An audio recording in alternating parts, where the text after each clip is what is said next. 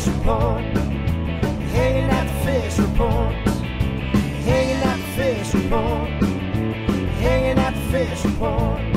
For your latest news in high school sports, tune in to the fish report. Don't need no bed, don't need no pull. When you tune in to the fish report. Hanging at the fish report. Hanging at the fish report. You got Craig and TK and Head tune in at the fish report. Coming to you live from Studio F in Russia, Ohio. It's the Fish Report Live Show with your hosts, Craig Fissinger and Ken Francis.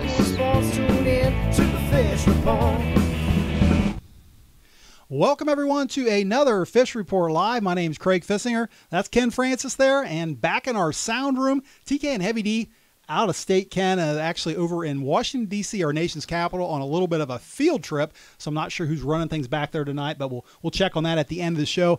But a big night, a lot of big news, a lot to talk about, and some big interviews, don't we? Yes, we do, Craig. Really looking forward to catching up with the head cross-country coach at Russia, Coach Doug Foster. Coach Foster's had a very successful program. He's leading his Raiders again to another Shelby County League championship this year. We're also going to talk to his two seniors who have had great years, Jordan Garrity and also senior Alex Heron. Also, Craig, we're going to go up north, talk a little volleyball to Fort Loramie head volleyball coach John Rodgers as he prepares his team for Saturday's sectional finals. Craig has done a fantastic job up there at Fort Loramie, having another stellar campaign. And Craig, our big phone interview tonight, really looking forward to the president and founder of Flying to the Hoop, Eric Horstman. Eric made the big announcement, unveiled the schedule for this year's Flying to the Hoop contest to be held Martin Luther King Day weekend 2015, Craig, which is just around the corner. And a lot of excitement here in Russia as our Raiders will be a part of it. Yeah, can't wait to talk about that. Can't believe we're talking basketball already, but I'm ready to talk some basketball. And before we get to all that, though, Ken, just like we do every week, we have that weekly trivia question. What do you have for me tonight? Well, we mentioned Russia Cross Country, Craig. They've won 4 consecutive Shelby County League championships, Craig. Who is the last Shelby County League team other than Russia to win a league championship in cross country? Okay, my choices. Fort Loramie, Anna, Houston, or Jackson Center? Fort Loramie, Anna, Houston, or Jackson Center? Yep. All right. Well, those are my choices. If you're watching us on your computer right now on the Fish Report Live page, you can scroll down, help us answer that question, check the results out. If you're watching us on NK Telco Cable TV Channel 3, like I say every week, just yell the answer at your TV screen, and we'll give you that answer at the end of the show. All right, Ken, well, let's get things started talking some cross country, and we've already moved into the postseason. Last week were the conference meets, and I guess it's no surprise Russia pulled off another conference title, didn't they? Yeah, they did, Craig. Like I said, their 4th consecutive, Craig. They'll be going for a district championship this Saturday, Craig, which I think will be their 6th consecutive district championship if they can win that. They've been very successful, again, under Coach Doug Foster, and the seniors this year, again, have provided great leadership for the team, as well as some very good underclassmen, Craig, who are running very well. All right, well, we had a chance to stop in at a practice over there at Russia on Monday, talk to head coach Doug Foster and his 2 seniors, like you said, Jordan Garrity, Alex Heron. Let's check out the video and see what they had to say. Fish Report Live here at Russia Park with the Russia Boys Cross Country team. We're here now with head coach Doug Foster. And, Coach, congratulations on another SCAL championship this past Saturday. You're 4th in a row with these boys. I want to ask you about the team this year. It's the first time we've had a chance to talk to you on the show this season. What do you like about the team this year? What I like about the team, we still miss a number 1 guy. We really need a number 1 person to really step up. But we're mostly a pack running team. We try to get our first 3 kids out as fast as they can, or try to stay close to the number 1 guy from other teams. And then we just kind of, other kids just kind of hang on and see if they can stay with them, during the first mile, and they kind of take off after the first mile. But I like our teams, just the way we run as a pack. So that's good this year. All right, now you got about 6 guys running in the 17s right now. I think ultimately you'd like to have several of those guys down in the 16s. At this point of the season, is that a physical thing? Is it a mental thing? What's it take to get over that hump? Well, a lot of it's weather dictated because, last year, the district meet was really wet. And really the meets prior after that, too, were just really not great courses to run for time. I think we have 3 kids capable this weekend to run in the 16s, but a lot depends on the weather. It's supposed to rain again this week for 2 or 3 days, and there's some storms coming in tonight. So usually the district course is pretty fast. So we'll see. We're going to try. If we can get our kids in the 16s, that's a perfect place to do it. And just hopefully the weather stays nice. If it doesn't, it's mostly a placement race. What it is, try to get the highest place you can in a race. So. All right, well, you mentioned the district meet coming up this Saturday. If your guys run like they shouldn't have any problems moving on to the regional meet. What do you hope to see out of your boys this Saturday? Well, our race, there's a lot of individual kids that are pretty good from other schools. About 4 kids, I think, better than our #1 kid right now. So we're looking, for our kids probably to be after that group, 4 maybe at the top, and Caleb Ball be in that vicinity. So, and look for our kids really kind of pack run after that, pretty close to each other during that race on Saturday. So. All right, Coach, one more question. Now you have an assistant coach I see hanging around quite a bit, Kyle Moore. Do you just keep that guy hanging around for his good looks, or what does he contribute to this team? Well, I've known him since he was probably he was born probably, and he ran for me at Covington, was at Covington, and he was on the state team that was 4th place in the state back in 2001. So I know the family's just a great family, and I've known him for a long time. His brother Tyler was here for a while, helping me for about 6 years, and Kyle's a very good coach. He had a couple of state champions last year at Covington, but he contributes a lot. He's getting better as a head coach. He started out, kind of green at first, but now he's getting a lot better, and he has a lot more say-so what goes on now. Before he didn't say too much, but now he's getting a little more, talkative, so which is good. So I appreciate that from him. We're here now with Russia senior Jordan Garrity. And Jordan, last season you had some health problems in the postseason, and there was a little uncertainty exactly what was going on. Did you ever figure out what the problem was and get it under control? I never found out what the problem was, but I know I had to come back this year and just work hard, and hopefully that not be the outcome this year. But so far, so good, I guess. All right, well, you're running pretty well this year. I know you've been first in a couple races. You've also bounced around between that 2nd, 3rd, and 4th spot. What have you been doing this season to get better, to make yourself a better runner? I always go out. I try to do the best I can, and I know my teammates are always going to be right behind me, so that's where we got a good team this year, so you'll be from 1st or to 4th some races, but you just got to try your hardest in practice, and it'll hopefully show. All right, you've been a big part of this team for the last 4 years. I'm sure you've got a lot of good memories. Can you share with us any memories that you've enjoyed from the last 4 seasons? Last year at the state meet, getting top 10 was pretty special, and I haven't been that close or in the top 10. I think for my freshman year I got like 14th, and sophomore year I got 12th, so getting in the top 10 was pretty special. We're here now with senior Alex Heron. And Alex, you ran your season's best time this past Saturday at 17:31 at the league meet. Now, I know last year when the team went to state, we were just talking to Jordan about that a little bit. You weren't on that group of 7 that ran there. This year, your times have been a lot better. You've been running around the number 4 position. What's led to the improvement this season? It's just the fact that it's your last year. You got to put it all on the line now. You got a last chance to see what you're made of, so that's kind of my motivation. There's been a lot of buzz this season about the number of SCAL titles that the Russia boys have won. I believe it's 7 in a row if you count all 5 last year and the 2 this year with golf and cross country. Did that put any pressure on you guys going into Saturday? You were going up against an Anna team that was pretty good, and any pressure to keep that streak alive? Yeah, it was in the back of our minds the whole time. I mean, Foster brought it up because we lost to Anna the previous week at their invitational, so we definitely wanted to step up when it mattered and show them what we got, and we did, so I was happy about that. All right, and speaking of SCAL titles, I know you and Jordan have 4 in a row in cross country, 6 if you want to go back to junior high. I'm sure you have a lot of good memories like Jordan does. Any memories that stand out for you? Just definitely the 2 times I got to run at state. You can't really replace that with anything. But it's just being around all the guys that makes it worthwhile. All right, Ken, and that was the head coach of the Russia Raiders, Doug Foster, and his 2 seniors, Alex Heron and Jordan Garrity. And like I said in the video there, if Russia runs the race they're capable of, shouldn't have any problem getting out of district, should they? Shouldn't have any problem, Craig. You know, they split that into 3 races over there. Top seeds were Russia, West Liberty, and Anna. So you've kind of filtered out the better teams. You've separated everything out, and definitely I don't see Russia having a whole lot of problems at the district level. All right, well, Ken, let's change some gears and talk a little volleyball now. We're going to skip ahead from cross country to volleyball. The girls' tournament's in full swing. Sectional tournaments going on right now, and locally we're paying a lot of attention to those Division IV tournaments in Troy and Tip City, aren't we? Yes, we are. You know, Lehman won earlier tonight. The Russia Raiders, Craig, they just completed their sectional semifinal game against Catholic Central. Unfortunately for the Raiders, Craig, they went down tonight by scores 3-0.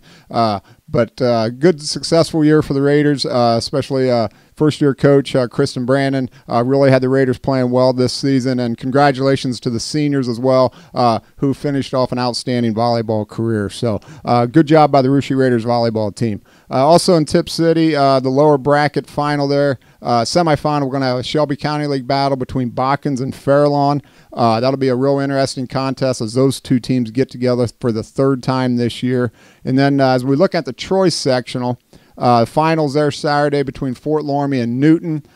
Should be an interesting contest there, but look for Fort Loramie. They've been very successful, Craig. They made it actually all the way to the regional finals last year before eventually losing to state champion Marion Local.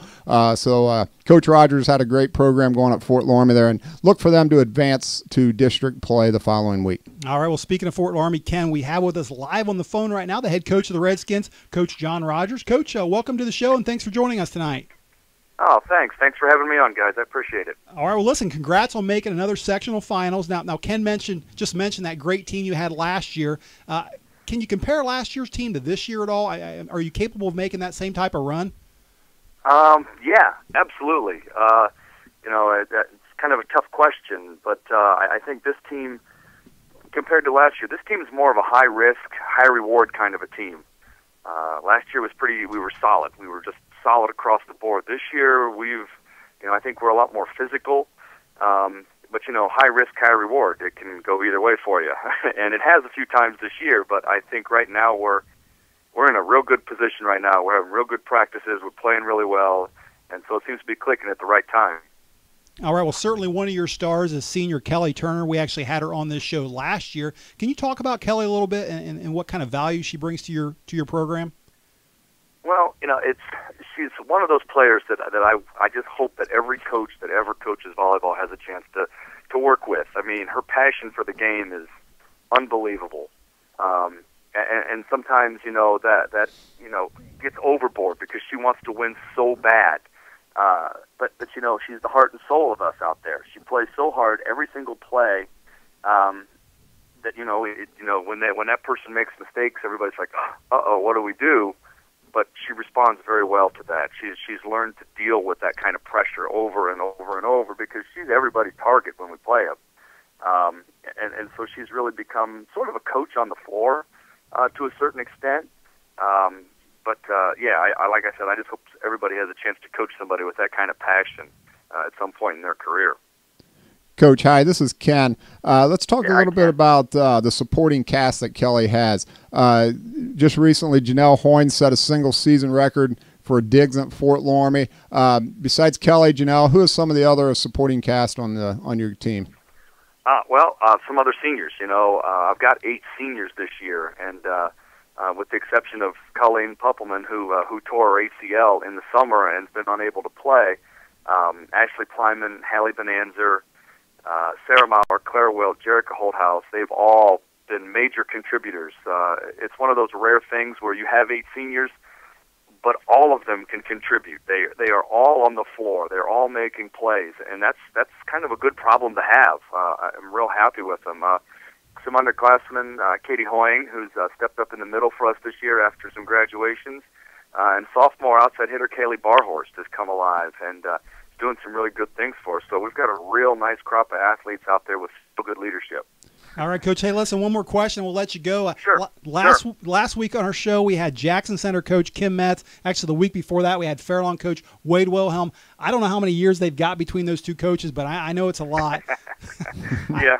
I want to ask, how long have you been at it, and how much longer can you go at it? Well,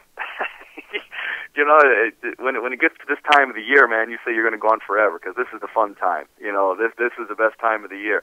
I think I'm in my 8th. It's funny how we lose track. I think I'm in my 8th year at Loramie, 8th season at Loramie. But overall, I've been coaching volleyball for 23 years, oh, wow.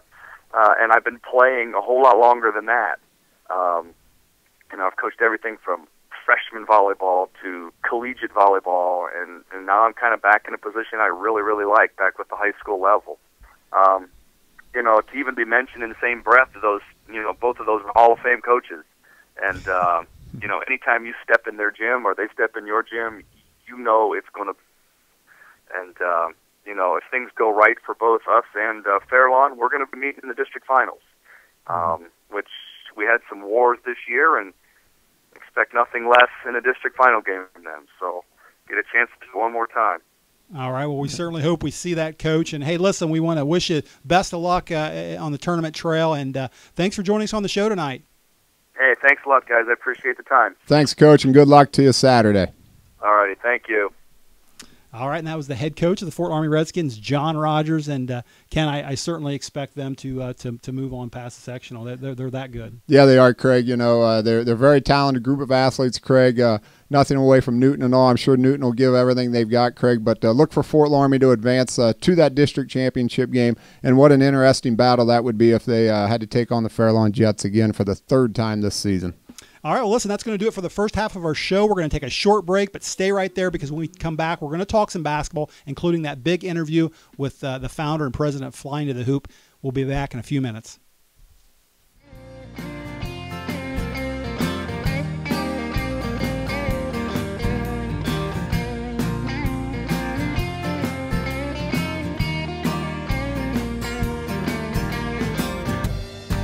It's been a year since my baby finally gave up on me. I can't say that I'll blame her. She just got tired of playing losing games. I should suck on my pride and beg that girl to come back home. Deep down I know she's better off, 'cause fools like me are meant to die alone. Someone give me one good reason, one good reason to smile. I'm trying to be that guy my mother prayed that I would be. Some days I feel like hit the mark, some days I fail hopelessly. I think I'm alright, I just stumble from time to time. Oh, my mother knows I'm trying to be that guy.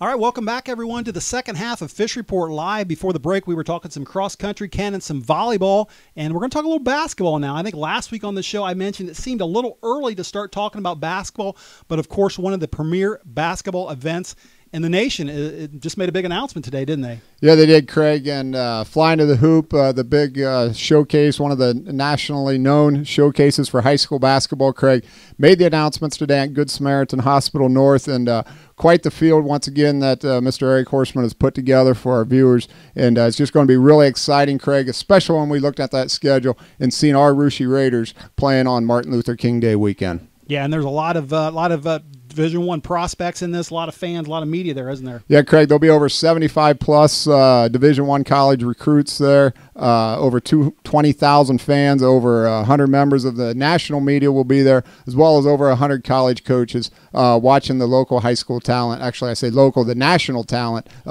perform locally at Kettering's Trent Arena. All right, well, here to talk about it with us live on the phone is the president and founder of Flying to the Hoop, Eric Horstman. Eric, welcome to the show, and thanks for joining us.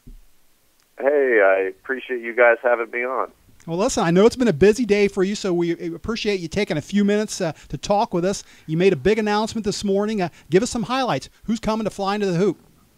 Boy, Boy, I'll tell you what, it's hard to believe that we're already at year number 13. It seems like just yesterday we were at year number 1, but I think we've created a monster, and I guess I say that in a positive way. So here we are again today at the press conference, and we announced that we're going to be having 41 teams in the event this year. That is by far the biggest field we ever had. Last year was our biggest to date, and we had 36 teams at that for last year. So somehow, some way, we figured out a way to squeeze 5 more teams in it. And not sure if you guys mentioned it or not yet, but we have 8 different states that are going to be represented, obviously including the Buckeye State that's going to have a lot of talent. And I'll tell you what, every year it gets harder and harder to pick the teams that are going to be in. You hate telling somebody that, hey, this isn't a good year, or you guys just aren't good enough, or what have you, but it gets hard when you have over 90 teams in the event. You got to whittle it down to 41. Eric, hi, this is Ken. One thing I enjoy about your national showcase, not only do you bring the high-profile teams from across the country in, but you also hit the local teams, some of the smaller schools, like our hometown Russia Raiders, which we very much appreciate. What's the reason for showcasing teams like this? For some of these kids, it'll be their only time that they might ever be able to be on a national stage like this. They may never play in college. They may never play in front of some of these college coaches. So it's kind of neat to be able to let them have their chance to do that. And in saying that, I like to spread the love, if you will, to a bunch of the different schools every year. We try to have some new schools in it. You know, Rushie's in it, Tri-Village is in it, Piqua is in it. Those are just 3 of the teams around the area that are in it for the first time. Hopefully there's some excitement built up about being a part of that. One of the things that I've learned from the teams that have been in it is not only do they very much enjoy playing in it, but the players and the kids also enjoy the fact that they're going to get passes for the whole weekend. So after they're done playing in it, they get to come back and flash their badge and enjoy all the games for free for the rest of the weekend. Well, I can tell you, Eric, the Russia Raider fans are very excited about this, and from our players to our administration to our coaching staff and to our fans, thank you very much for inviting our team into the 2015 Flying to the Hoop. Oh, I know you guys will represent well. I think it's going to be one heck of a matchup from you guys and Tri-Village, and I'm hoping that, obviously your fans and your kids are going to be Russia fans from here until the end of time, and hopefully we can sway a couple of them and also turn them into Flying to the Hoop fans too, because they enjoy some of the other games that day, because obviously I know you guys play on Saturday, and I can never pick favorites because they're all such good games, and I build relationships with the schools and organizations. But holy cow, do we have some barn burners Saturday, and as a matter of fact, all weekend with some of the national versus national and national versus Ohio teams as well. Explain how your ticket sales are going right now, Eric, and for the Russia fans, what do they need to do to get tickets? Well, what we did is we opened up the ticket sales actually yesterday for our past attendees, and it's open online now. I got to tell you, I'm absolutely floored with how the ticket sales are going already, knowing it's still football season. But here's the deal. Right now, there's 2 ways to get tickets. 1, you can order them online through our website, or 2, there's actually a form that you can print from the website if you don't feel comfortable ordering it online, and then you can send it in the old-fashioned way with a check. Now, we don't get our tickets printed until around the Thanksgiving holiday, so we get them in December, and what we basically do is, we will send out all of the ticket orders early December, so everybody will have their tickets before Christmas to order them before Christmas in case it's that perfect stocking stuffer or gift or what have you, but the orders are available now. Now, having said that, once we get the tickets, Russia High School will also get tickets for their day, but there's one big difference. The tickets that they'll get for at the high school are general admission only. If people are interested in the reserve seating with the seat backs, and you definitely have a seat with a number on it, basically those are only available through our website or through ordering it on the order form because there's not as many of those. So in early December, Russia will have some for the general admission for that Saturday that they play on, and then we'll also have ticket outlets like at Fricker's locations and stuff like that. All right, Eric. Well, listen, that's great information. We're about running out of time here, but do want to say congratulations on the big announcement today. Certainly, just watching Twitter and all the social media, that there's a lot of buzz going around about your showcase, and we want to thank you for, like I said, taking a few minutes to come on our show with such a busy day that you've had. Well, hey, guys, I appreciate you having me on. I appreciate your support. If you guys want me to be on, or if you have any other questions, by all means, people can call us. The website's flyingtothehoop.com, or I'd be more than happy to come on getting closer to the event. But I'm excited to have you guys in as your inaugural year. Thanks again, Eric, and again, looking forward to the event, and good luck to everything. Hey, thanks a lot, guys. I appreciate you having me on. Yep.